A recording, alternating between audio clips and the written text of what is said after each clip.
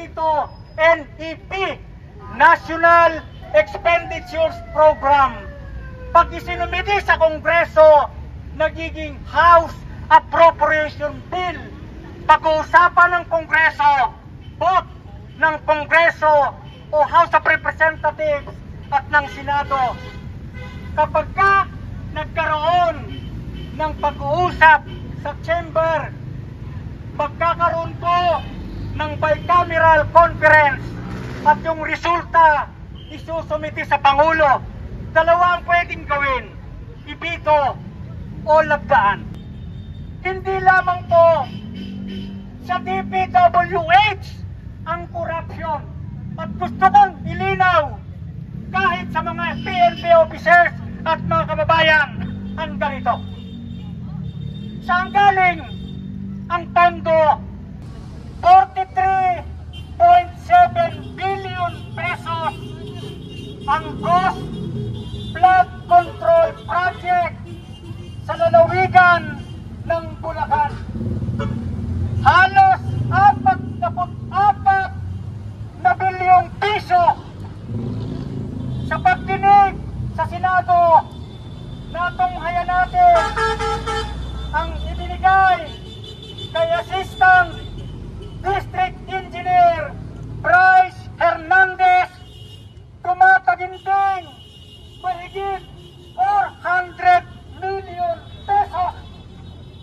Si Henry Alcantara, former DEO, sabi niya 2 to 3 times a month kung magkasino. At ayon sa nakausap natin, sa loob ng LGU, 20 million kayang magpatalo sa kasino.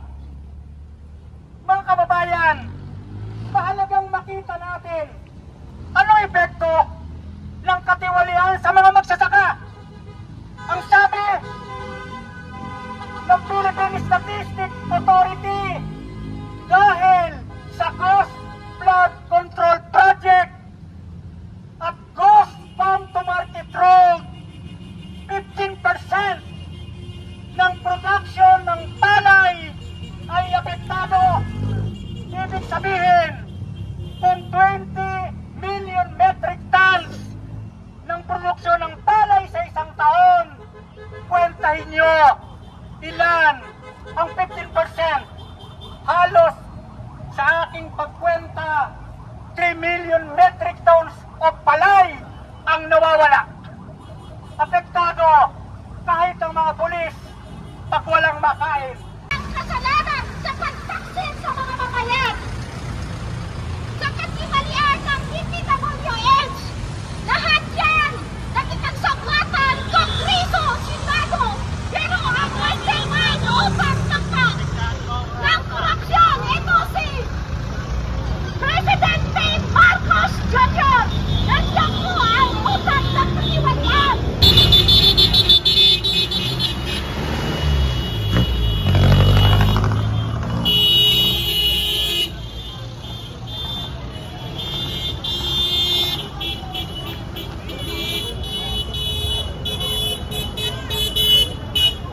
Yung mga anak kong mga galing sa nakaw. Samantala kaming mga magsasaka nagpapakahirap, umaga pa lamang, nasa bukid na. Kung umuwi kami, sip-sip na sa gabi. Pagkatapos, kung darating ang ani yan, mababa ang ani ng palay. Mababa pa ang presyo ng palay. Dahil saan? Dahil sa mga struktura